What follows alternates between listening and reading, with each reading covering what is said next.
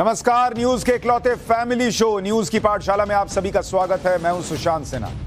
ये वो पाठशाला है जहां सबकी क्लास लगती है। खबर का हर चैप्टर इतने विस्तार से खोलता हूं कि आप उस खबर के मास्टर होकर निकले। और अगर आपने इस पाठशाला में एडमिशन ले लिया है, जहां आप खबरों को देखते हैं, समझते हैं, उसके मास्टर बनते हैं, तो दूसरों का भी एडमिशन कराइए।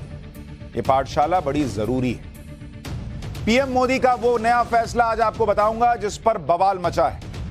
क्या है वो नया फैसला जिस पर हंगामा हो रहा है, आज उसके बारे में चैप्टर लेकर आया हूं। मोदी सरकार वर्सेस 5 जज, कोर्ट में, सुप्रीम कोर्ट में तूफान क्यों आया, एक एक डिटेल आपको बताऊंगा। चुनाव आयोग पर सरकारी कंट्रोल की फुल हिस्ट्री आज आपके सामने रखूंगा। यह हिस्ट्री आपको जाननी चाहिए कि क्या होता था चुनाव आयोग में, किसके जमाने में। इसके अलावा श्रद्धा मर्डर केस में जांच का नार्को टेस्ट होगा। पॉलीग्राफ टेस्ट में आफताब ने क्या बताया, इसके बारे में भी चर्चा होगी। फिर हिस्ट्री का चैप्टर, औरंगजेब को बेइज्जत करके हराने वाले सेनापति का चैप्टर खोलूंगा। और हिस्ट्री बुक से गायब वो योद्धा जिसने मुगलों का बुखार छुड़ा दिया था, आज उसके बारे में बताऊंगा। और आखिर में 28 करोड़ की एक डोज, दुनिया की सबसे महंगी दवा का वो चैप्टर जो कल आपको बताना रह गया था, आज उसके बारे में भी बात होगी। 28 करोड़ रुपए का एक डोज है इसका। पाठशाला में सबसे पहले आज की दिन भर की खबरों का एक साथ रिवीजन, फिर खोलूंगा पहला चैप्टर।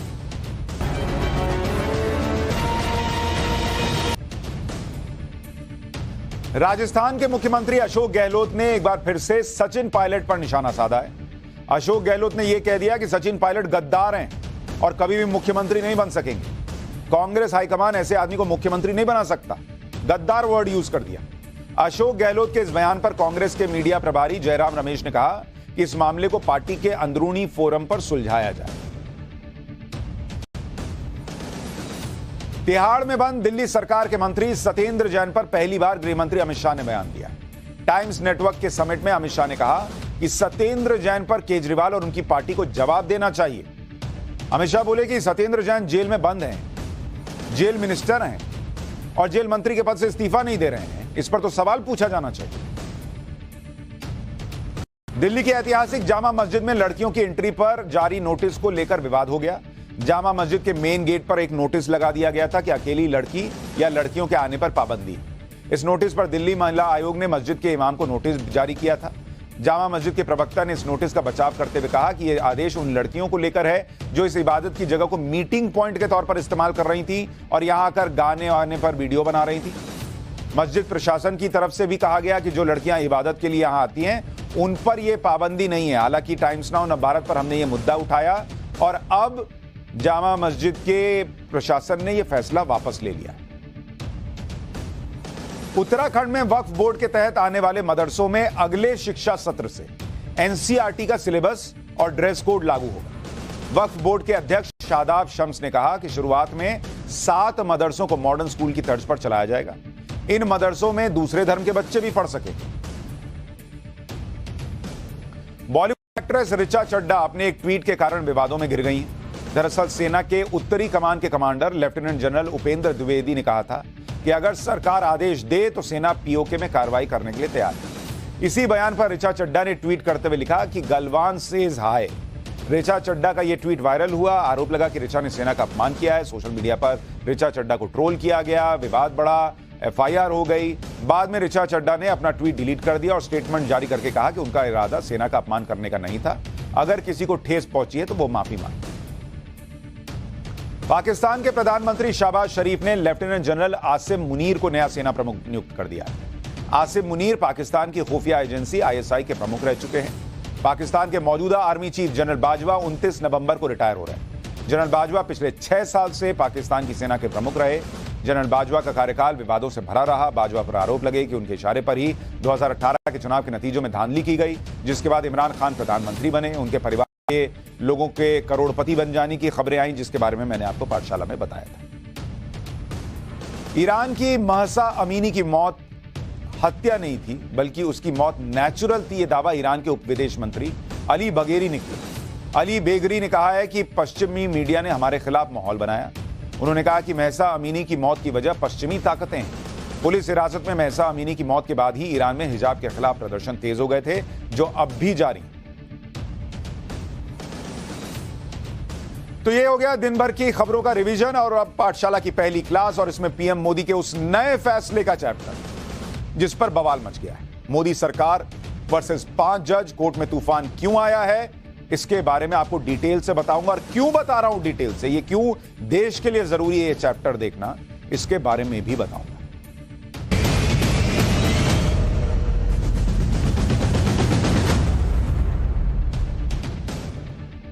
चुनाव आयोग में एक नियुक्ति को लेकर, चुनाव आयोग इलेक्शन कमीशन जो चुनाव कराता है, उसमें एक नियुक्ति को लेकर पिछले कुछ दिनों से सरकार और सुप्रीम कोर्ट आमने सामने, और सिर्फ आमने सामने नहीं है, एक बड़े टकराव की स्थिति बन गई।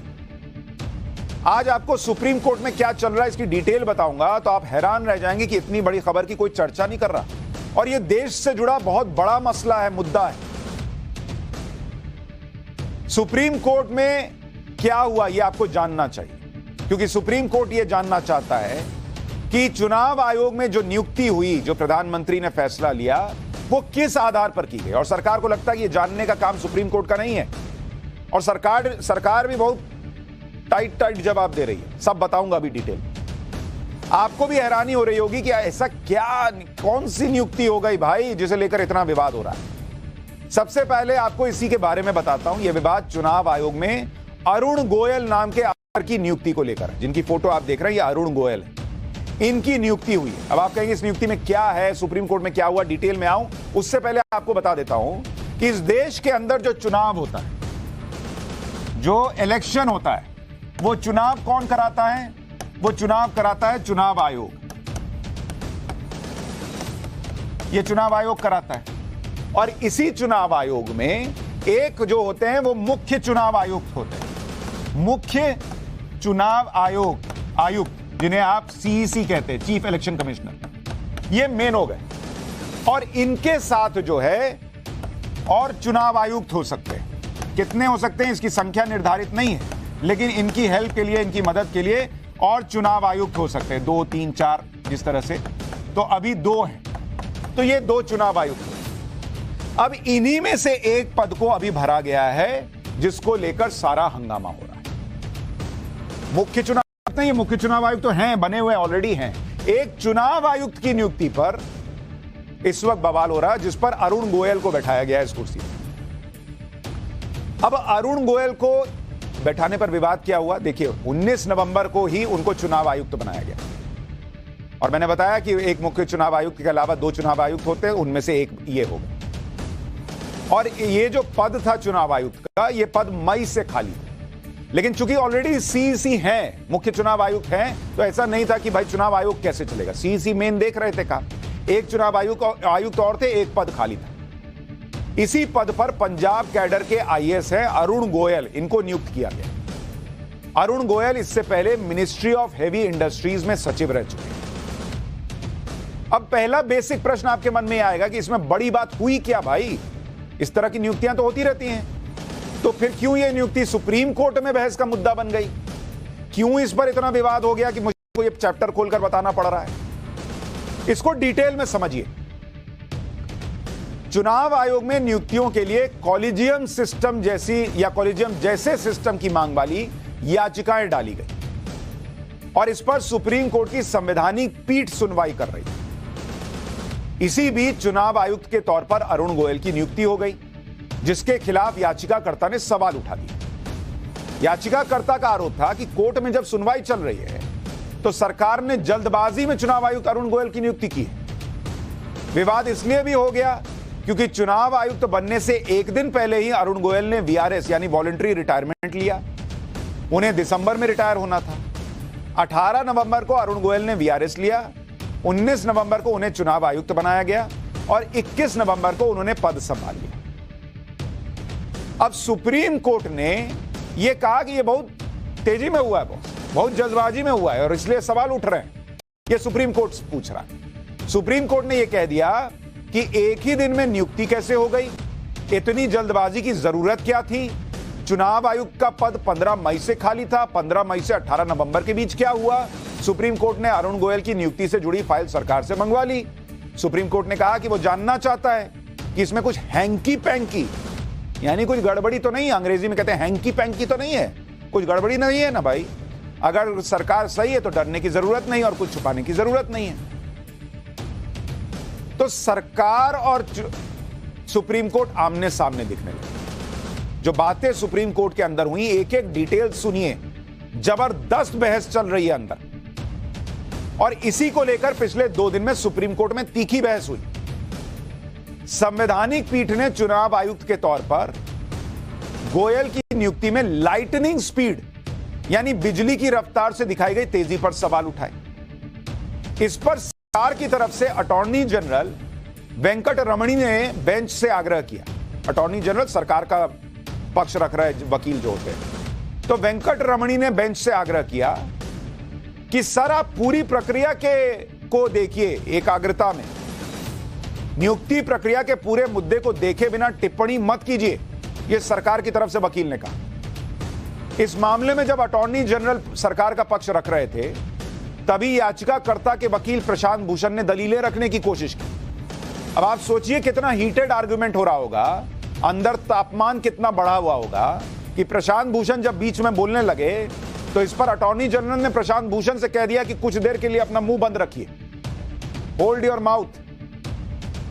मतलब एक तरीके से अटॉर्नी जनरल ने प्रशांत भूषण को चुप करा दिया कि रुकिए अभी मुझे बोलने दीजिए, इस टाइप का भाव रहा। एकदम गरम गरम माहौल था। संवैधानिक पीठ के 5 जजों में से एक हैं जस्टिस अजय रस्तोगी। उन्होंने अटॉर्नी जनरल से सरकार के वकील से कहा कि आपको कोर्ट की बातें ध्यान से सुननी होंगी और जवाब देना होगा। कोर्ट किसी व्यक्ति विशेष की बात नहीं कर रहा है, कोर्ट प्रक्रिया की बात कर रहा है। इस पर अटॉर्नी जनरल ने कहा कि सरकार कोर्ट के हर सवाल का जवाब देने के लिए तैयार है, बाध्य है, हम दे देंगे जवाब। कोर्ट ने जब यह कहा कि जब मामले पर सुनवाई चल रही थी तो उसी वक्त सरकार ने नियुक्ति क्यों की? इस पर अटॉर्नी जनरल ने कहा कि कोर्ट ने नियुक्ति पर कोई रोक तो लगाई नहीं थी। भाई मामला चल रहा था, मामला तो महीनों चलता, तो क्या नियुक्ति नहीं होनी चाहिए थी? यह एक बेसिक प्रश्न आता है कि भाई मामला कोई कोर्ट में पहुंच जाए, यहां तो रेप के केसेस सालों साल चल जाते हैं, तो क्या उस पर कोई कार्रवाई नहीं हो सकती? तो अटॉर्नी जनरल ने कहा कि आपने कोई रोक नहीं लगाई थी भाई। तो जज साहब ने कहा कि हाँ हमने रोक नहीं लगाई थी, लेकिन हम जानना चाहते हैं कि यह प्रक्रिया कैसे। अच्छा, सोशल मीडिया वगैरह पे इस पे जो लोग पढ़ रहे हैं इसको, वो क्या चर्चा कर रहे हैं, वो पूछ रहे हैं कि भाई अगर मान लीजिए कोई रोक नहीं थी और कार्रवाई हो गई, किसी की नियुक्ति हो गई, तो इसमें दिक्कत क्या है? लोग पूछ रहे हैं। लेकिन यही चर्चा अंदर चल रही है। नए चुनाव आयुक्त की नियुक्ति के लिए अरुण गोयल समेत 4 नाम सेलेक्ट किए गए, 4 नाम, जिसमें से अरुण गोयल को चुना गया। तो सुप्रीम कोर्ट ने पूछा कि कानून मंत्रालय ने 4 ही नाम क्यों सेलेक्ट किए भाई, और इनके सिलेक्शन का आधार क्या था? अब सुनिए कितना, मतलब एक तरीके से सीधा जवाब जो है, एकदम ऐसे सीधा लगने वाला, वो अटॉर्नी जनरल ने जवाब दिया सरकार की तरफ से। डिटेल बताई और कुछ और बातें कही, अभी बताता हूं, सुनिए क्या हुआ। अटॉर्नी जनरल ने जवाब दिया कि ये 4 नाम department of personal and training यानी डीओपीटी के डेटाबेस से लिए गए, जो सार्वजनिक तौर पर उपलब्ध है। मतलब ऐसा नहीं है कि कहीं आसमान से 4 नाम गिर गए, वो डीओपीटी की साइट पर जो नाम सिलेक्टेड हैं उनमें से लिए हैं, ये अटॉर्नी जनरल ने एक तरीके से कहा। तो सुप्रीम कोर्ट ने यह कहा कि नियुक्त अधिकारी को एक दिन में वॉलंटरी रिटायरमेंट मिल गई, उसकी फाइल कानून मंत्रालय ने एक ही दिन में क्लियर कर दी। प्रधानमंत्री के सामने 4 नाम रखे गए थे, जिसमें से गोयल के नाम को मंजूरी मिली, 24 घंटे के अंदर ही राष्ट्रपति की भी मंजूरी मिल गई। इस पर अटॉर्नी जनरल ने जवाब दिया कि इस प्रक्रिया में कुछ भी गलत नहीं हुआ, पहले भी 12 से 24 घंटे में नियुक्तियां हो रखी हैं, ऐसा नहीं है कि देश में पहली बार ऐसा कोई 24 घंटे में नियुक्ति हो गई। अटॉर्नी जनरल सरकार के वकील ने कहा कि चुनाव आयुक्त की प्रोफाइल इंपॉर्टेंट होती है, ना कि स्वैच्छिक सेवानिवृत्ति यानी वॉलंटरी रिटायरमेंट इंपॉर्टेंट होता है, जिसे मुद्दा बनाया जा रहा है। मतलब एकदम टाइट बहस चल रही है, इधर से सवाल, इधर से एकदम कड़ा जवाब। सुप्रीम कोर्ट ने यह भी कहा कि 4 नाम वही सेलेक्ट किए जो चुनाव आयुक्त के पद पर 6 साल का कार्यकाल पूरा नहीं कर पाए। 1991 के कानून के मुताबिक चुनाव आयुक्त का कार्यकाल 6 साल का होता है और सरकार को सुनिश्चित करना होगा कि जिसे वो चुनाव आयुक्त बनाए वो 6 साल पूरा करे। मतलब 6 साल का मसला आ गया कि 6 साल जो नहीं पूरा कर पा रहा उसको क्यों बना रहे हैं। इस पर अटॉर्नी जनरल वेंकट रमणी ने कहा कि चुनाव आयुक्त को चुनने की एक तय प्रक्रिया है और ऐसा नहीं होता कि सरकार हर अधिकारी का ट्रैक रिकॉर्ड देखकर यह सुनिश्चित करे कि यह 6 साल का कार्यकाल पूरा कर सकेगा या नहीं। तो कई लोग सोशल मीडिया पर दूसरी जगह यह चर्चा कर रहे हैं कि मान लीजिए कोई आदमी काबिल है, चुनाव आयुक्त बन सकता है, तो क्या उसको इसलिए छोड़ दिया जाए क्योंकि वो 6 साल का कार्यकाल पूरा नहीं कर पाएगा। क्या यह क्राइटेरिया इतना इंपॉर्टेंट है या योग्यता इंपॉर्टेंट है, इसकी चर्चा हो रही है। लेकिन अंदर क्या चर्चा हुई वो आपको बता रहा हूं। उन्होंने कहा 6 साल वाला क्यों नहीं बनाए, तो कहा गया कि ये कोई आज की प्रक्रिया है, ये तो पहले से ना चल रही है। मोदी सरकार ने तो बनाई नहीं नई प्रक्रिया, सालों से यही प्रक्रिया चल रही है और उसमें हम 6 साल देखें कि उसका क्रेडेंशियल्स देखें। बहुत जबरदस्त बहस हुई। अभी आगे सुनिए और क्या क्या हुआ। मुख्य चुनाव आयुक्त हो या चुनाव आयुक्त, इन पदों पर उन्हीं अधिकारियों को नियुक्त किया जाता है जो सरकारी सेवा से रिटायर हो चुके हैं और इनका कार्यकाल 6 साल या फिर 65 साल की उम्र तक होता है। चुनाव आयुक्त कैसे चुने जाते हैं यह भी आपको बता देता हूं। संविधान में मुख्य चुनाव आयुक्त या चुनाव आयुक्त को चुनने की कोई तय प्रक्रिया के बारे में नहीं बताया गया। बिजनेस रूल के मुताबिक राष्ट्रपति प्रधानमंत्री की सिफारिश पर मुख्य चुनाव आयुक्त और चुनाव आयुक्त की नियुक्ति करता है। तो यह 2014 के बाद बनी प्रक्रिया नहीं है, यह सालों से चली आ रही है। अभी आपको बताऊंगा कि आज तो जिस चुनाव आयोग की दुनिया भर में तारीफ हो रही है, उस चुनाव आयोग की एक ऐसी हिस्ट्री भी है सरकारों के दखल की, वो भी आज आपको बताऊंगा। लेकिन थोड़ा पहले अभी करंट में रहिए, फिर हिस्ट्री में चलूंगा। अच्छा, थोड़ा इतिहास भी बताता हूं, थोड़ा इतिहास, फिर वो पॉलिटिकल वाले पर। 1990 में चुनाव सुधार के लिए बनी दिनेश गोस्वामी कमेटी ने सिफारिश की कि मुख्य चुनाव आयुक्त के सिलेक्शन के लिए एक कमेटी होनी चाहिए। 1990 में इसी सिफारिश और इसकी मांग पर 1990 में 70वां संविधान संशोधन बिल पेश किया गया, लेकिन राजनीतिक इच्छा शक्ति न होने से यह बिल पास नहीं हुआ और 1993 में बिल को वापस ले लिया गया। तब से ऐसा कोई बिल आया ही नहीं। एक सच्चाई यह भी है कि 1996 में टीएन सेशन के बाद किसी भी चुनाव आयुक्त ने 6 साल का कार्यकाल पूरा ही नहीं किया। लेकिन इससे इतना तो क्लियर हो गया कि जो पूरी प्रक्रिया है वो आज की नहीं है। फिर कई लोग ये भी पूछ रहे हैं कि आज जो लोग गए हैं, प्रशांत भूषण जिनके वकील बने हैं, ये लोग 2022 में जाकर ये कह रहे हैं कि कोलिजियम सिस्टम जैसा कुछ लेकर आइए चुनाव आयुक्त को नियुक्त करने के लिए। इतने साल में इन लोगों को ध्यान नहीं आया। खैर, वो अपना कुछ पूछते रहती है, वो भी आपको बता रहा हूं। लेकिन कोर्ट के अंदर क्या हुआ ये ज्यादा इंपॉर्टेंट है। सुप्रीम कोर्ट के सामने जो याचिका है उसमें 2 बातें कही जा रही है कि चुनाव आयोग में नियुक्तियां कोलिजियम सिस्टम की तरह हों, और दूसरा यह कि चुनाव आयोग में नियुक्ति के सिस्टम में चीफ जस्टिस को भी शामिल किया जाना चाहिए कि चुनाव आयुक्त नियुक्त हो तो उसकी प्रक्रिया में चीफ जस्टिस भी हो। अब इसमें जो दूसरी बात है कि चीफ जस्टिस को भी इसमें रखिए, इसका एक उदाहरण देकर आपको समझाता हूं कि इससे क्या फर्क पड़ जाएगा। जो लोग सवाल पूछ रहे हैं, कई लोग लेख लिख रहे हैं, मैं आपको यह उदाहरण से बताता हूं।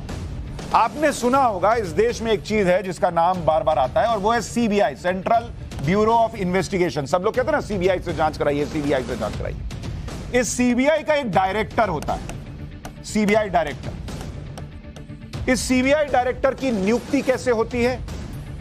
इसकी नियुक्ति के लिए 3 सदस्य होते हैं। 3 सदस्यों की कमिटी होती है। कमिटी, इस कमिटी में कौन कौन होता है जिसकी सिफारिश पर केंद्र सरकार जो है सीबीआई के डायरेक्टर को नियुक्त करती है? इसमें नंबर 1 पर होते हैं प्राइम मिनिस्टर। नंबर 1 मतलब ऐसा कोई ओहदा नहीं है, एक हो गए प्राइम मिनिस्टर। दूसरा जो नाम होता है वो एलओपी का होता है, लीडर ऑफ ऑपोजिशन, जो विपक्ष का नेता होता है उसको रखा जाता है इसमें। और तीसरा नाम जो होता है वो chief justice of India, CJI का होता है। ये 3 लोग मिलकर नाम रिकमेंड करते हैं और फिर केंद्र सरकार सीबीआई का डायरेक्टर नियुक्त कर देती है। अब इसमें तो लीडर ऑफ ऑपोजिशन भी है, इसमें चीफ जस्टिस ऑफ इंडिया भी है। लेकिन क्या सीबीआई को बख्शा जाता है कि सीबीआई कैसे काम करती है, नहीं करती है, निष्पक्ष है, नहीं है? सीबीआई की स्वतंत्रता पर तो बार बार सवाल उठते रहते हैं। तो लोग पूछ रहे हैं कि चीफ जस्टिस ऑफ इंडिया को शामिल कर लेने से क्या हो गया, उससे क्या फर्क पड़ गया। और जिस इलेक्शन कमीशन की हो रही है उसकी तारीफ तो दुनिया भर में होती है कि क्या शानदार इलेक्शन कराया जा रहा है। वो वीवीपैट की एक एक पर्ची मिलान कर ली जाती है, एक पर्ची गलत नहीं निकलती। लेकिन मामला सुप्रीम कोर्ट में पहुंच गया। सुप्रीम कोर्ट में चल रही सुनवाई के दौरान अटॉर्नी जनरल ने एक अहम बात कही। अटॉर्नी जनरल ने यह कहा कि सवाल यह भी है कि क्या कार्यपालिका के हर छोटे छोटे काम की समीक्षा करेगा क्या सुप्रीम कोर्ट या कोर्ट करेगा? हर काम की समीक्षा होगी तो फिर कार्यपालिका की हर चीज अगर कोर्ट देखेगा, ये हर बार बहस होती है कि सुप्रीम कोर्ट या कोर्ट का दायरा क्या हो। चुनी हुई सरकार काम कर रही है, कार्यपालिका है, उसमें कितना न्यायपालिका दखल दे सकती है। ये बहस सालों से चली आ रही है और ये मुद्दा फिर उठा कि क्या छोटा छोटा काम अब आप लोग देखेंगे क्या? अगर आप हर कदम पर शक करेंगे तो ये चुनाव आयोग की स्वतंत्रता और गरिमा को प्रभावित करेगा। और मैं ये चैप्टर आज आपको खोल के एक एक डिटेल क्यों बता रहा हूं, क्योंकि यहां लोग हैं जो किसी जज ने क्या कहा, एजी ने क्या कहा, अटॉर्नी जनरल ने, इसका छोटा छोटा हिस्सा निकालकर ऐसा मुद्दा बना देंगे जैसे लगेगा कि चुनाव आयोग की निष्पक्षता पर सुप्रीम कोर्ट ने सवाल उठा दिया। इसलिए एक एक डिटेल बता रहा हूं, क्योंकि चुनाव आयोग पर विश्वास नहीं कर रहेगा तो फिर तो देश खत्म है, फिर तो लोकतंत्र ही खत्म है। जब चुनाव ही का हो जाएगा कि अरे ये तो निष्पक्ष नहीं हो रहा, फिर क्या बचेगा? इसलिए एक एक डिटेल आपको बता रहा हूं कि ये इंपॉर्टेंट सुनवाई है, बहुत समझिए। कोई घुमाएगा तो घूमिएगा मत। सुप्रीम कोर्ट ने यह नहीं कहा कि चुनाव आयोग निष्पक्ष नहीं। आयोग के बारे में लोगों की राय पर भी बुरा असर डालेगा, यह चिंता जताई कोर्ट के अंदर केंद्र सरकार ने। सरकार की तरफ से यह भी कहा गया कि अभी तक चुनाव आयोग की स्वतंत्रता को लेकर कोई ऐसा सवाल खड़ा नहीं हुआ और अंतर्राष्ट्रीय स्तर पर भारतीय चुनाव प्रक्रिया की तारीफ हुई है। इसके अलावा यह भी कहा गया कि जजों की नियुक्ति में भी कई बार अजीब चीजें हो जाती हैं, लेकिन अगर इसी तरह से चुनाव आयोग के मामले में कुछ होता है तो क्या कोर्ट को दखल देना चाहिए? आ गया इसका मामला जो बार बार होता है कि जज ही जज को क्यों नियुक्त करते हैं, यह बहस तो कई बार चलती है। इस पर जस्टिस रस्तोगी ने भी कहा कि एक समय ऐसा था जब जजों की नियुक्तियां ऐसे होती थी कि चीफ जस्टिस किसी वकील को भी कह देते थे कि ज्वाइन कर ले। वो सिस्टम काम कर रहा था, लेकिन एक समय के बाद सवाल उठे, फिर नया सिस्टम लाया गया। अब नया सिस्टम भी काम नहीं कर रहा, खुद मान रहे हैं जज कि नया सिस्टम भी काम नहीं कर रहा। इस पर भी सवाल उठ रहे हैं। इसी तरह का सवाल इस मामले में भी है।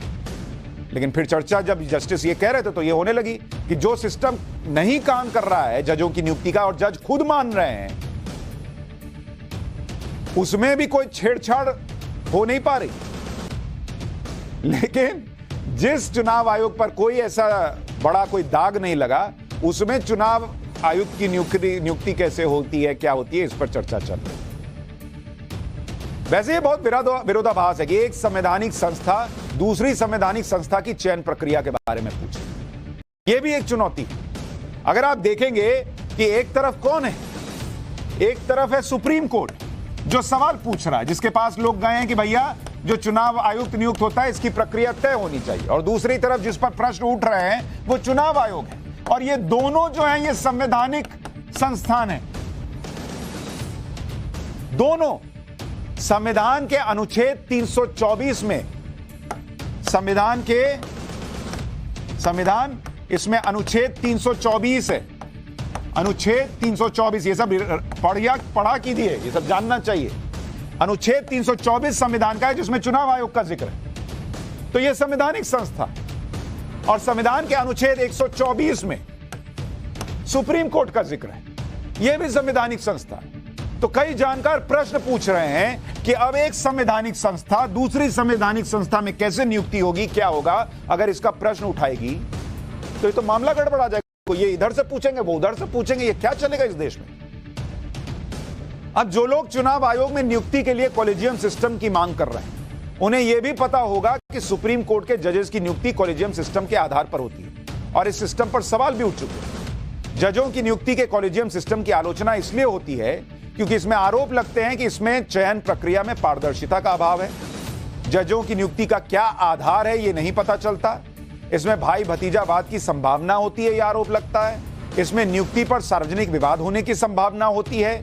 कई बार प्रतिभाशाली लोगों की अनदेखी होती है। इतने बड़े बड़े आरोप लगते हैं, लेकिन यह चीज नहीं बदली। यह भी कहा जाता है कि कॉलेजियम पर नियुक्ति और ट्रांसफर का प्रशासनिक बोझ भी रहता है, क्योंकि उनके पास कोई अलग सचिवालय नहीं होता।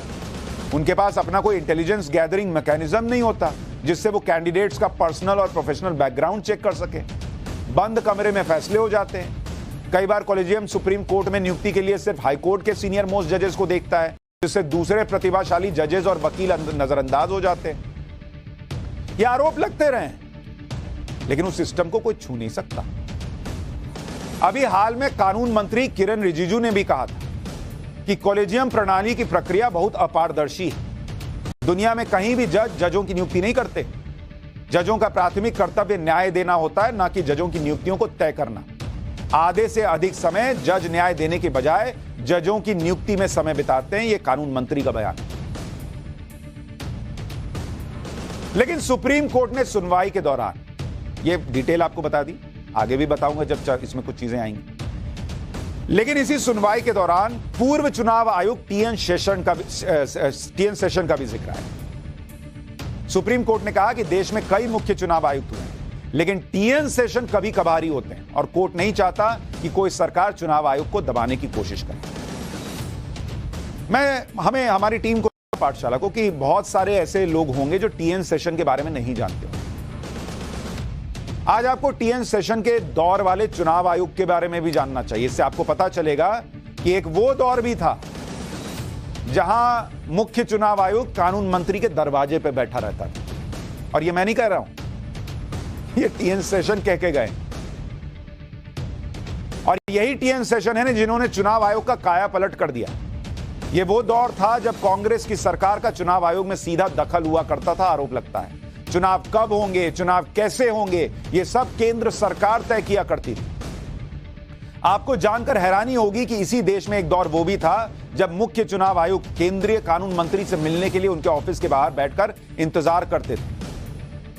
ये कहानी आपको बताऊंगा, लेकिन उससे पहले आपका परिचय टीएन सेशन से करवा देता हूं, जिन्हें देश का सबसे शक्तिशाली और दबंग मुख्य चुनाव आयुक्त माना जाता है। टीएन सेशन 1990 से 1996 तक पूरे 6 साल देश के 10वें मुख्य चुनाव आयुक्त रहे। यह वो दौर था जब टीएन सेशन का नाम सुनते ही नेताओं का ब्लड प्रेशर बढ़ जाता था, टेंशन हो जाती थी उनको। मुख्य चुनाव आयुक्त बनने के बाद टीएन सेशन को समझ में आ गया कि चुनाव आयोग तो केंद्र सरकार के अंडर काम कर रहा है, जबकि चुनाव आयोग देश की संवैधानिक और स्वायत्त संस्था है।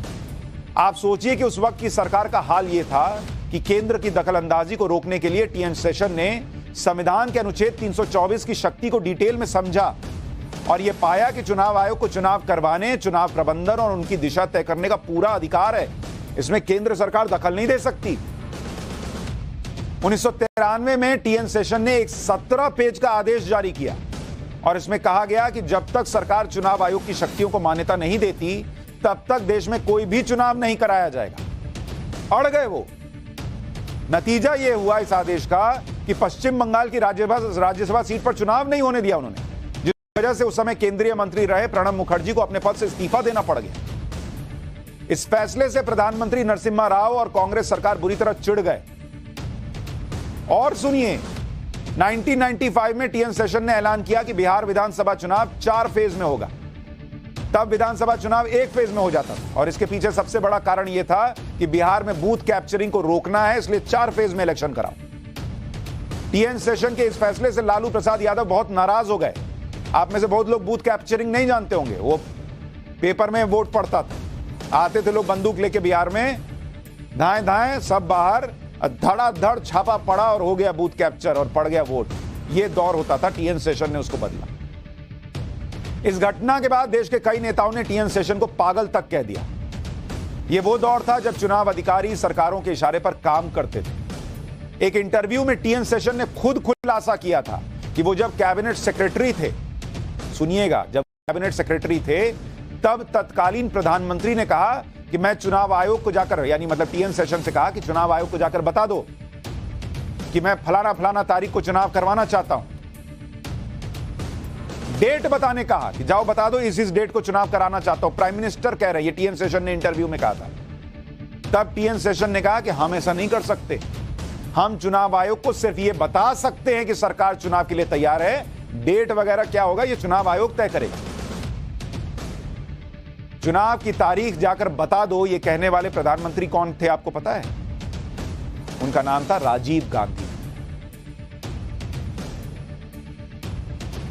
उस दौर में केंद्र सरकार के न चाहने के बाद भी टीएन शेषन बहुत सख्त फैसले ले रहे थे। जैसे उन्होंने आचार संहिता लागू कराया, मतदाताओं के लिए फोटो पहचान पत्र, फोटो वाला पहचान पत्र नहीं होता था, फोटो लगा है ये कराया, उम्मीदवारों के खर्चों पर अंकुश लगाया, पर्यवेक्षक तैनात करने की प्रक्रिया की, चुनाव के दौरान किसी भी तरह की गड़बड़ी पर सख्ती से रोक लगाई।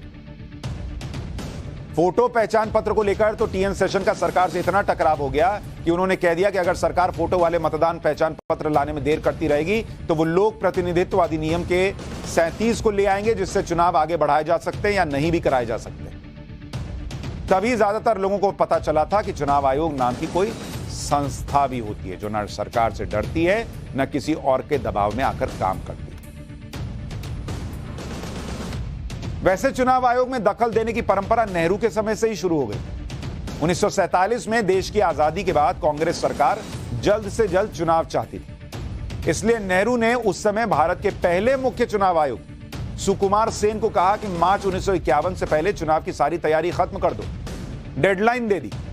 प्रधानमंत्री के इस आदेश को सुकुमार सेन ने मानने से मना कर दिया। कहा कि देश का पहला आम चुनाव तब तक नहीं कराया जा सकता जब तक कि सभी सुविधाएं और प्रक्रियाएं ठीक न कर ली जाएं। चुनाव आयोग को पर्याप्त समय चाहिए। दरअसल नेहरू चाहते थे कि कांग्रेस को चुनावों में स्वतंत्रता आंदोलन का पूरा लाभ मिले, क्योंकि तब तक कई वामपंथी दल जनता में लोकप्रिय हो रहे थे। कांग्रेस की आंधी के बावजूद पहले चुनाव में भारतीय कम्युनिस्ट पार्टी 16 सीटें, जयप्रकाश नारायण और डॉक्टर राममनोहर लोहिया की सोशलिस्ट पार्टी को 12 सीट, आचार्य जेबी कृपलानी की किसान मजदूर पार्टी को 9 सीट और दूसरी पार्टियों और निर्दलियों को मिलाकर 38 सीटें आई। इसलिए कहा जाता है कि चुनाव आयोग पर दबाव बनाया जा रहा था कि जल्दी से जल्दी इलेक्शन हो जाए। यह सिलसिला टीएन शेषन के आने के बाद 1990 तक चल रहा था। टीएन शेषन के आने के बाद खत्म हुआ। अब तो बहुत चीजें बदल गई, सब कुछ सामने है, लेकिन कुछ लोग मामला लेकर कोर्ट चले गए और वहां क्या हो रहा है ये डिटेल इसलिए बताए कि कोई आपको घुमा फिरा ना सके। पाठशाला में अब श्रद्धा मर्डर केस का चैप्टर, जिसकी जांच का आज टेस्ट करेंगे।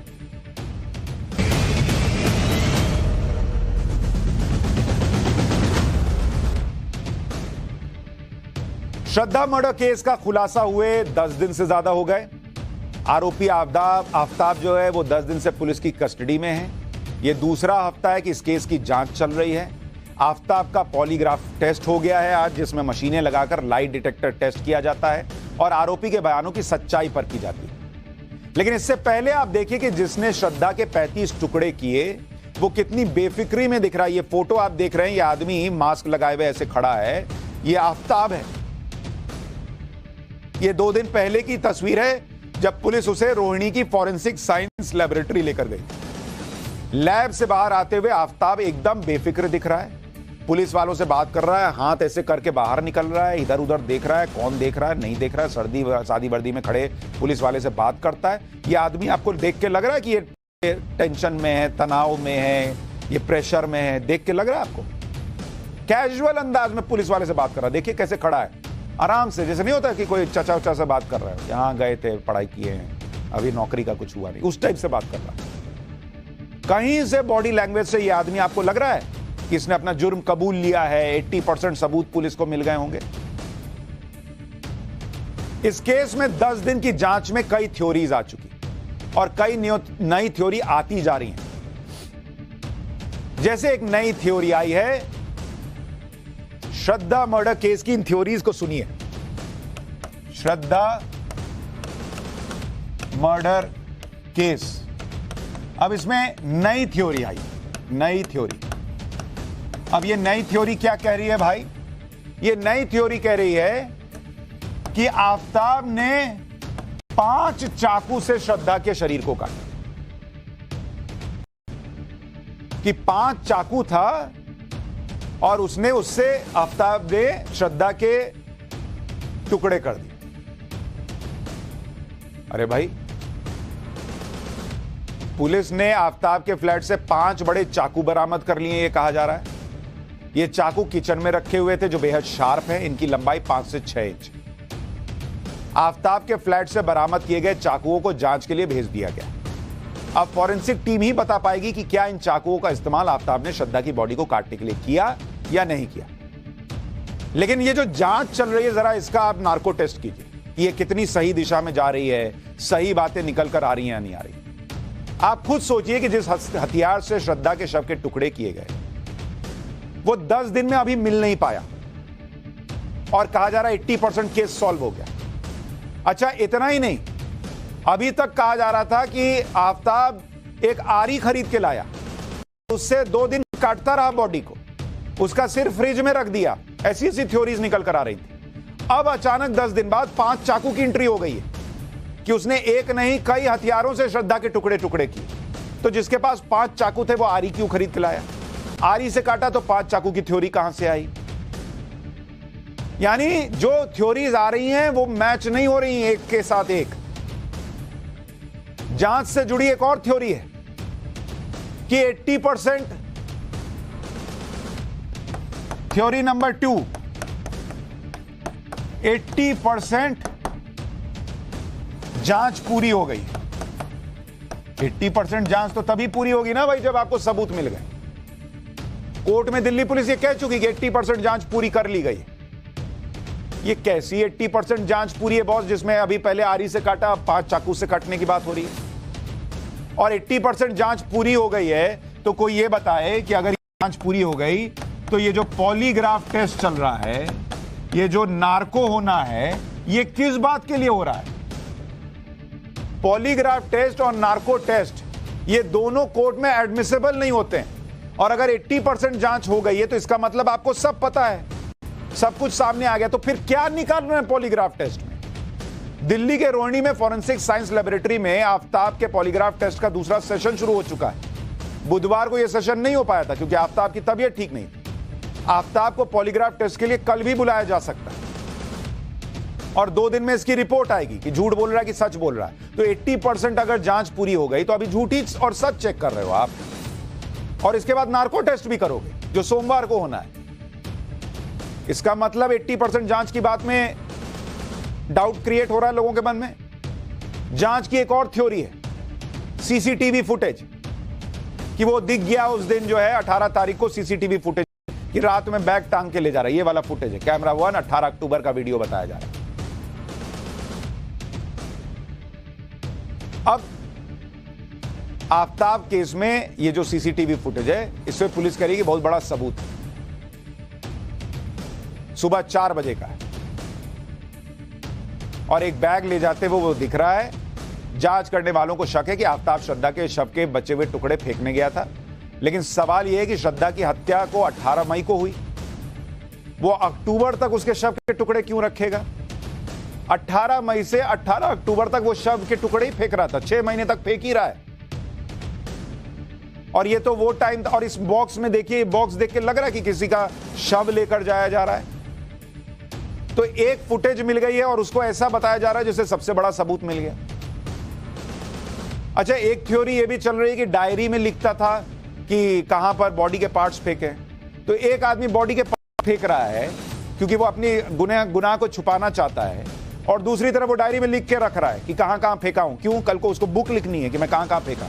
और अगर डायरी में लिखा ही है कि कहां कहां फेंका तो पुलिस उसको लेकर ढूंढ क्या रही है? फिर सीधा लेके जाए और डायरी में पढ़े, जाके ढूंढ ले। बॉस, इतनी चीजें निकल कर आ रही हैं जिसमें प्रश्न खड़े हो रहे हैं कि कैसी 80% जांच हुई। मुंबई में पुलिस जो है वो समुद्र में फोन तलाश रही है। आज फुटेज आया कि समुद्र में जाके समुद्र में फोन तलाश रही है। समुद्र में फोन मिलेगा और इनकी 80% जांच पूरी हो गई। ये देखिए, ये फुटेज है, समुद्र में फोन तलाश रहे।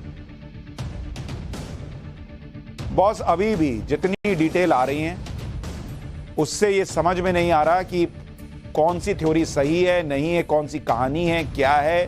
पुलिस सच में 80% जांच कर पाई है, नहीं कर पाई है? आप सच बोल रहा है, घुमा रहा है? अभी बहुत इस केस में सवालों के जवाब मिलने बाकी हैं। हर बात पर यकीन करके मत बैठिए कि जांच जो है वो एकदम कंप्लीट ही हो गई और सब सामने आ गया। पाठशाला में अब हिस्ट्री की क्लास, जिसमें नॉर्थ ईस्ट के उस महान सेनापति का चैप्टर खोलूंगा जिसने मुगल बादशाह औरंगजेब को उसकी जिंदगी की सबसे करारी हार दी थी, जो आपको हिस्ट्री की क्लासेस में शायद ही पढ़ाई गई।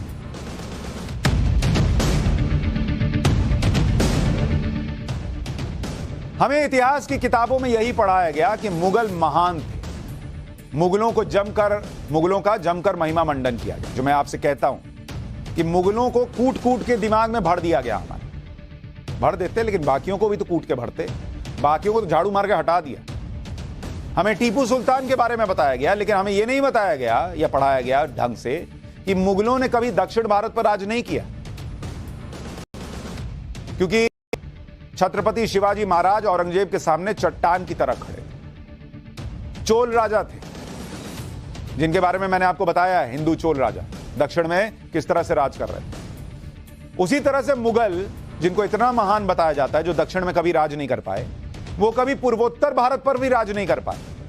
और यहां मुगलों को जिसने हराया और पूर्वोत्तर भारत से खदेड़ दिया, जिसने मुगलों का बुखार छुड़ा दिया, जिन्हें आज भी लोग पूर्वोत्तर का शिवाजी मानते हैं, आज पाठशाला में मुगलों को हराने वाले महान सेनापति लचित बोरफुकन के बारे में आपको बताऊंगा। और यह नाम यहां बोर्ड पर लिख रहा हूं, इसको अपने जहन में बैठाइए, अपने बच्चों को बताइए। जो फैमिली शो कहता हूं न्यूज का, उन बच्चों को दिखाइए कि ये इनके बारे में आपको जानना चाहिए। लचित बोरफुकन, ये वो महान सेनापति हैं जिन्हें पूर्वोत्तर का शिवाजी कहा जाता है। ये नाम दिमाग में रहना चाहिए। इधर से थोड़ा धक्का मारिए, मुगल को इधर से गिराइए और थोड़ा ये लोग को भी डालिए। लचित बोरफुकन असम के अहोम साम्राज्य के सेनापति। 24 नवंबर को लचित बोरफुकन की 400वीं जयंती मनाई जा रही है। 24 नवंबर को यानी आज असम में लचित दिवस के रूप में इसे मनाया जाता है। इस मौके पर असम में कई कार्यक्रम आयोजित किए जा रहे हैं। प्रधानमंत्री नरेंद्र मोदी ने भी लचित बोरफुकन की 400वीं जयंती पर ट्वीट करके लिखा कि लचित दिवस की बधाई। यह लचित दिवस इसलिए खास है क्योंकि हम सभी महान लचित बोरफुकन की 400वीं जयंती मना रहे हैं। वो अतुलनीय साहस के प्रतीक थे। लचित बोरफुकन ने जनता के कल्याण को हर चीज से ऊपर रखा और वो एक न्यायप्रिय और दूरदर्शी नेता। लचित बोरफुकन का नाम आप में से कई लोगों ने पहली बार सुना होगा। आपका दोष नहीं है। हमें इतिहास की किताबों में लचित बोरफुकन के बारे में बताया ही नहीं गया। मुगलों के बारे में खूब बताया, टीपू सुल्तान को महान बताया, लेकिन लचित बोरफुकन जैसे सेनापतियों को भुला दिया गया। इसलिए पहले सुनिए कि लचित बोरफुकन थे कौन। लचित बोरफुकन असम के अहोम साम्राज्य में सेनापति थे। अहोम राजाओं ने लगभग 600 साल तक असम पर राज किया। सन 1228 से लेकर 1828 तक अहोम साम्राज्य का अस्तित्व था। लचित बोरफुकन के पिता मोमई तामुली बारबरुआ अहोम साम्राज्य में चीफ कमांडर थे। 1615 से लेकर 1682 तक अहोम साम्राज्य और मुगलों के बीच कई लड़ाइयां हुई। लचित के पिता मोमई बारबरुआ के दौर में अहोम साम्राज्य पर मुगलों ने हमला किया। तब मुगल बादशाह जहांगीर और उसके बाद शाहजहां ने असम पर कब्जे के लिए फौजें भेजी, लेकिन लचित के पिता मोमई बारबरुआ ने मुगलों के मंसूबों को कभी कामयाब नहीं होने दिया। यानी मुगल शाहजहां और जहांगीर के समय से ट्राई कर रहे थे कि पूर्वोत्तर में घुस जाएं, असम में करें, ना कर पाए। मोमई बारबरुआ जो लचित के पिता थे, उनके बाद उनके बेटे लचित बोरफुकन अहोम सेनापति बने, जिन्होंने औरंगजेब की सेना को हराया। मोमई बारबरुआ की ही तरह लचित बोरफुकन के अंदर लीडरशिप क्वालिटीज थी। अभी आपको बताऊंगा कि कितने महान लीडर थे। सुनेंगे तो आपको रोम रोम कांप उठेगा कि इतने बड़े लीडर के बारे में बताया नहीं गया हमको। और यह लीडरशिप उन्हें पिता से मिली थी। लचित ने अपनी आत्मकथा में इसके बारे में लिखा है कि अपने पिता से मैंने कर्तव्य निभाना और अपने काम से प्यार करना सीखा है। मुझ पर जताए गए भरोसे के प्रति निष्ठावान और अपने कर्तव्य को निभाने के आनंद में मैं खुद को भूल जाता हूं। ऐसा डेडिकेटेड सेनापति। असम में लचित बोरफुकन के दौर में ही दिल्ली की गद्दी पर औरंगजेब बैठ चुका था और गद्दी संभालने के साथ ही औरंगजेब ने अपनी सेना को पूर्वोत्तर भारत की तरफ कूच करने का आदेश दिया। औरंगजेब ने बंगाल के सेनापति मीर जुमला को बिहार और असम पर हमला करने भेजा। 1962 में मीर जुमला ने सेना के साथ असम में प्रवेश किया। गुवाहाटी और मनहा में मुगलों का अहोम टुकड़ियों से सामना हुआ। 1962 नहीं, उस जमाने की बात बता रहा हूं। यह गलती से टाइप हो गया, उसको छोड़ दीजिए। मुगलों ने एक के बाद एक गुवाहाटी, पांडु और कजली की चौकियों पर कब्जा कर लिया। औरंगजेब चाहता था कि मुगल साम्राज्य पूरे भारत में फैले और उसके इस मिशन को शुरुआत में कुछ कामयाबी भी मिली। औरंगजेब की सेना गुवाहाटी तक आ चुकी थी और ऐसे हालात में अहोम राजा चक्रध्वज सिंह ने अपनी सभा में सभी मंत्रियों और सेना अधिकारियों की बैठक की। राजा ने कहा कि दुश्मन सेनाएं हमारे पड़ोस तक आ गई हैं। दुश्मन के लीडर सईद फिरोज और सईद सना को कैसे पकड़ा जाए? मैं जिस व्यक्ति को सेनापति बनाने वाला हूं उसमें असाधारण धैर्य, सहन शक्ति और फैसले लेने की क्षमता होनी चाहिए, यह राजा कह रहे हैं। राजा की बात सुनकर लचित बोरफुकन ने कहा, तब वो सेनापति नहीं थे, तो उन्होंने कहा कि हमारा दुश्मन कौन है? एक साधारण आदमी तो है। आप सिर्फ अपने पैर की धूल झटक दीजिए तो अहोम साम्राज्य में दुश्मनों को हराने वाला व्यक्ति फौरन मिल जाएगा। लचित बोरफुकन की बात सुनकर राजा चक्रध्वज सिंह ने फौरन लचित बोरफुकन को मुगलों के खिलाफ अभियान लीड करने के लिए चुना। उनको लगा इसमें है कॉन्फिडेंस और सेनापति बना दिया। लेकिन राजा ने इसकी घोषणा करने से पहले लचित बोरफुकन की परीक्षा ली। लचित को राज दरबार में बुलाया गया, जहां लचित बोरफुकन राजा को प्रणाम करने के लिए झुक रहे थे। उसी समय पीछे से एक सैनिक आया और लचित बोरफुकन के सिर का सुरक्षा कवच, जिसको हेलमेट टाइप कह लीजिए कुछ, वो लेकर भाग गया। उस समय सैनिक के सिर से उसका कवच अपमान माना जाता था। इस घटना से लचित बोरफुकन को गुस्सा आ गया और वो उस व्यक्ति का गला काटने के लिए तलवार लेकर दौड़ पड़े। उसी टाइम राजा के सामने वो व्यक्ति बचने के लिए राजा के पीछे जाकर छिप गया। तब जाकर राजा ने लचित को रोका। इस घटना से राजा को यकीन हो गया कि लचित बोरफुकन तुरंत फैसला लेने में देर नहीं करते, फिर सामने राजा ही क्यों ना बैठा हो। तो लीडरशिप क्वालिटी है, डिसाइसिव आदमी है, यह राजा को दिख गया और इसलिए बना दिया सेनापति। लचित बोरफुकन के सेनापति बनने के बाद अहोम सेना ने मुगलों से अपने इलाके वापस लेने शुरू कर दिए। 1667 में अहोम सेना ने गुवाहाटी के पास कई चौकियों पर फिर से कब्जा कर लिया। लचित की अगुवाई में अहोम सेना ने मुगलों को पीछे धकेलना शुरू कर दिया। औरंगजेब को यह खबर मिली तो उसने मजबूत सेना असम भेजी। इस बार मुगल सेना का नेतृत्व आमेर के राजा राम सिंह प्रथम कर रहे थे। मुगल सेना में 21 राजपूत सेनापति, 30,000 पैदल सैनिक, 18,000 घुड़सवार, 15,000 तीरंदाज, 500 तोप थी। फरवरी 1669 में राजा राम सिंह प्रथम गुवाहाटी के पास रंगामती चौकी तक पहुंच गए। लचित बोरफुकन जानते थे कि मुगलों को हराने के लिए उनकी चाल पहले से जाननी होगी, इसलिए लचित बोरफुकन ने दिल्ली से असम तक अपने जासूस लगा दिए। जासूस मुगलों की हर चाल की जानकारी लचित बोरफुकन को देते थे। अहोम जासूस दिल्ली से ही राजा राम सिंह के साथ साय की तरह लग गए। जब राम सिंह ढाका पहुंचे तो इसकी जानकारी लचित बोरफुकन को पहले से मिल चुकी थी, तो जासूस पहले ही काम कर दिए। इस जानकारी के आधार पर लचित बोरफुकन ने अपनी तैयारियां शुरू कर दी थी। मुगलों से निपटने के लिए लचित बोरफुकन ने गुवाहाटी की सुरक्षा और कड़ी कर दी। लचित ने लिखित आदेश जारी करके कहा था कि अगर सेना में किसी से भी गलती हुई तो उसे मौत की सजा दे दूंगा। मतलब देश के लिए, अपने प्रदेश के लिए इतना प्रेम था कि कोई गलती की गुंजाइश नहीं थी और उन्होंने इसे साबित किया। लचित बोरफुकन चाहते थे कि मुगल सेना को गुवाहाटी आने के लिए ब्रह्मपुत्र नदी का रास्ता लेना पड़े तो वहीं रोक देंगे। अहोम साम्राज्य के पास अपनी खुद की नौसेना थी और पानी की लड़ाई में अहोम मुगलों से बहुत आगे थे, तो यह स्ट्रेटेजी बनाई गई कि ब्रह्मपुत्र के पास से लाओ। मुगल सेना को नदी की तरफ मोड़ने के लिए लचित बोरफुकन ने ब्रह्मपुत्र के उत्तरी तट पर मिट्टी की दीवार बनाने का आदेश दिया। मिट्टी की दीवार बनाने की जिम्मेदारी उन्होंने अपने मामा को दी कि बनाइए। ब्रह्मपुत्र नदी के किनारे यह दीवार तय समय के अंदर एक तो बन नहीं पाई। यह मुगलों के खिलाफ बनी युद्ध रणनीति में अहोम सेना की तरफ से एक बड़ी चूक। इससे नाराज होकर लचित बोरफुकन ने अपने मामा को सजा दी और उनका गला काट दिया। यह नहीं कि सिर्फ सैनिकों के लिए नियम था कि अगर फेल हो गए तो गला काट दो। मामा ने गलती की तो काट दिया गला। मामा को मौत की सजा देने के बाद लचित बोरफुकन ने अपने सैनिकों से कहा कि मेरे लिए मेरा देश मामा से बढ़कर है। यह था उनका देश प्रेम। लचित बोरफुकन देश की सुरक्षा के लिए किसी भी हद तक जाने को तैयार थे, मरने मारने के लिए तैयार थे।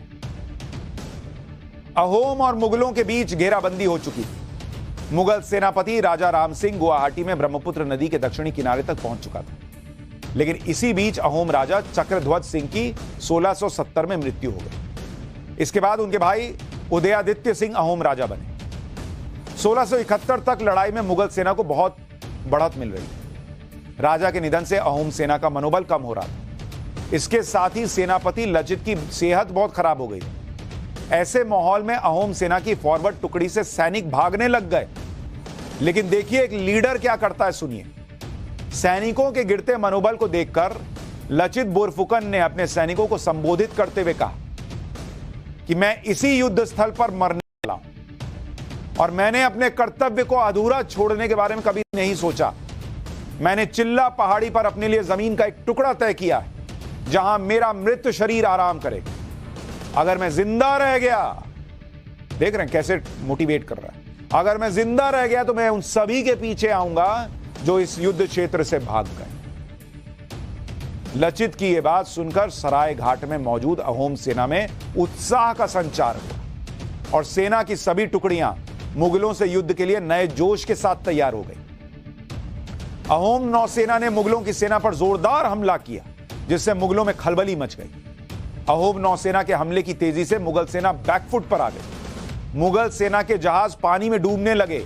सैनिक जान बचाने के लिए नदी में कूदने लगे।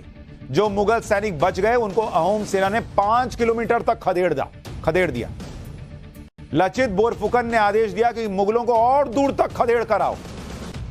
नहीं होता कोई भाग रहा है तो कहते हैं रुक अभी, वैसा दूर तक खदेड़ कर आओ बोला। लेकिन फिर ज्योतिषियों की सलाह पर लचित बोरफुकन ने मुगलों का पीछा छोड़ दिया। जब भागो यहां से। इस युद्ध में औरंगजेब की सेना को भारी नुकसान हुआ और बुरी हार हुई। युद्ध में हार के बाद औरंगजेब के सेनापति राम सिंह प्रथम ने लचित बोरफुकन और अहोम सेना की तारीफ करते हुए कहा था कि हर अहोम सैनिक नाव चलाने, तीर चलाने, बंदूक और तोप चलाने में माहिर था। मैंने भारत के किसी भी भाग में इस तरह की बहुमुखी प्रतिभा के धनी सैनिक नहीं देखे। अगर कोई असम पर हमला करने के लिए आता है तो उसके गाल पर झाड़ुओं से मार पड़नी चाहिए। राम सिंह ने यह भी कहा था कि लचित बोरफुकन कोई साधारण नायक नहीं। बोरफुकन की युद्ध कला में कोई कमी नहीं दिखाई दी। लचित बोरफुकन मुगलों की ताकत और उनकी युद्ध शैली जानते थे। लचित बोरफुकन को पता था कि मुगल सिर्फ खुले मैदान में लड़ना चाहते हैं और मुगलों की इसी कमजोरी का फायदा बोरफुकन ने उठाया। लचित बोरफुकन युद्ध के लिए मुगलों को पहाड़ और नदी की तरफ धकेल रहे थे। तुमको खुले में लड़ना पसंद है, अभी आओ तुमको घेरते हैं। मुगलों को पहाड़ और पानी में लड़ने का विशेष अनुभव नहीं था। लचित बोरफुकन ने मुगलों के खिलाफ छत्रपति शिवाजी की युद्ध शैली का प्रयोग किया। इसे आज के दौर में गुरिल्ला युद्ध शैली कहा जाता है। दुश्मन पर थोड़े थोड़े अंतराल पर योजना बनाकर हमला किया जाता है।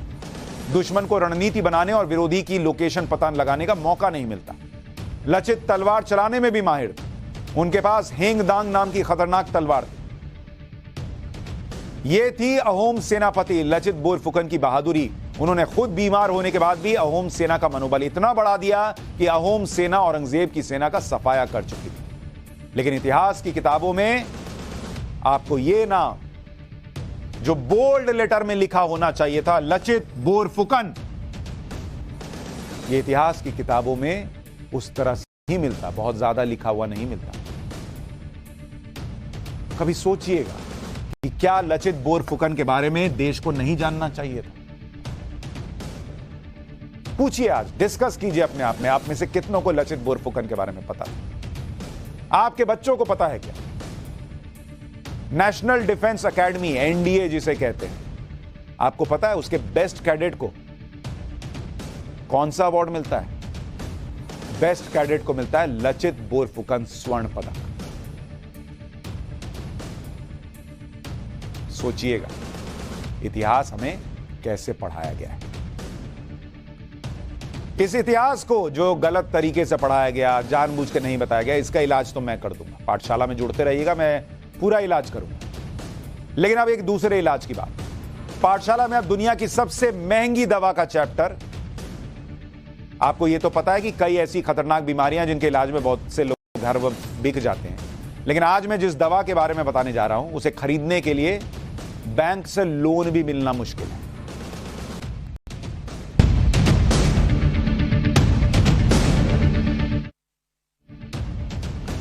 एक कहावत है कि हेल्थ इज वेल्थ।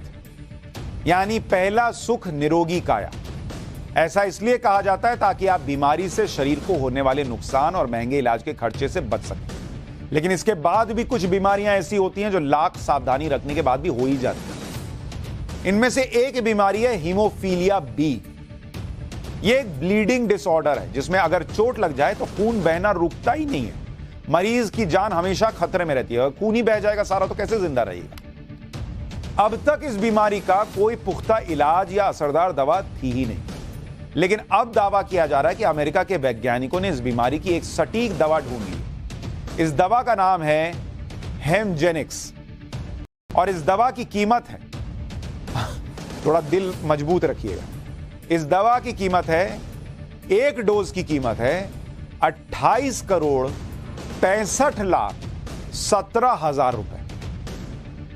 तो आधा क्या 99% जनता का तो खून सूख जाए इसका कीमत सुनकर। खून जमाने की बात तो दूर की बात, 28 करोड़ का एक डोज है इस दवा का। यह एक जीन थेरेपी ट्रीटमेंट है जिसे मल्टीनेशनल दवा कंपनी CSL बेरिंग ने तैयार किया। कंपनी का दावा है कि मरीज को इस दवा का सिर्फ एक डोज दिया जाएगा जिससे ब्लीडिंग के खतरे को 54% तक कम किया जा सकता। यानी दवा कंपनी वाले पैसे ले रहे हैं 28 करोड़ से ज्यादा और इलाज दे रहे हैं आधा, लेकिन इसे भी दुनिया भर के वैज्ञानिक सस्ता इलाज मान रहे हैं क्योंकि अब तक हीमोफीलिया बी का जो इलाज दिया जा रहा था उसकी कीमत क्या थी आपको पता है? तो हार्ट अटैक आ ही जाएगा। 171 करोड़ रुपए। तो अभी इलाज 171 करोड़ का था, अब वैज्ञानिक कह रहे हैं कि ये तो 28 करोड़ में हो रहा है, ये सस्ता हो गया। लेकिन नई दवा के आने के बाद लगभग 94% मरीज पिछला इलाज छोड़ दें। हीमोफीलिया बी की नई दवा को US food and drug administration ने मान्यता भी दे दी है, यानी अब इसे दुनिया भर के बाजार में बेचा जाएगा। लेकिन सवाल यह है कि इसे खरीद कौन पाएगा, क्योंकि 28 करोड़ 65 लाख रुपए देने के लिए मरीज को बहुत पैसे वाला आदमी होना जरूरी है। लेकिन आपको यह सुनकर आश्चर्य होगा, अरे घंटी बज गई। अब आश्चर्य क्या होगा, ये तो घंटी बज गई। अब ये आपको आश्चर्य कल बताऊंगा कि क्या होगा, क्योंकि खून बहने से रोकने वाली तो दवा मिल गई, लेकिन ये घंटी बजने की तो दवा नहीं है। इसकी एक ही दवा है कि कल फिर 8:50 में मिलेंगे। तो इस दवा के बारे में थोड़ा आपको और बताऊंगा और दूसरे चैप्टर लेकर आऊंगा। तब तक के लिए नमस्कार।